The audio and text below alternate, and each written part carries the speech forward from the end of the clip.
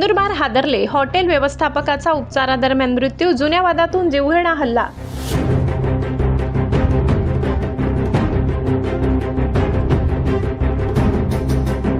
नंदुरबारच्या तळोदा रोडवरील हॉटेल मंदाकिनीमध्ये एक धक्कादायक घटना घडली।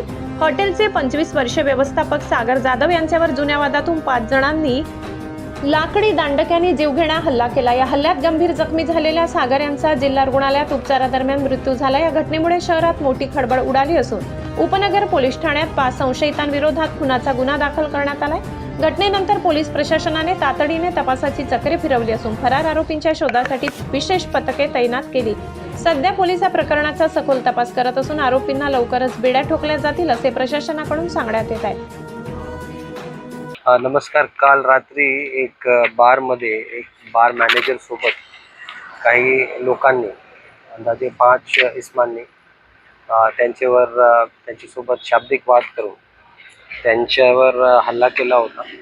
त्याचे फिजिकल असॉल्ट केल्यामुळे त्यांची उपचारादरम्यान मृत्यू झाली आणि या अनुषंगाने सदर पीडितची मृत्यू झाल्याने उपनगर पोलीस स्टेशन अंतर्गत सर्व इस्मांविरुद्ध मर्डरचे अंतर्गत गुन्हा नोंद करण्यात आला। त्याचबरोबर राईटचे कलम लावून याच्यामध्ये गुन्हा दाखल करण्यात आलेला आहे। तपासाचा काम पोलीस निरीक्षक संदीप पाटील हे करत आहे आणि पुढचा तपास सुरू आहे।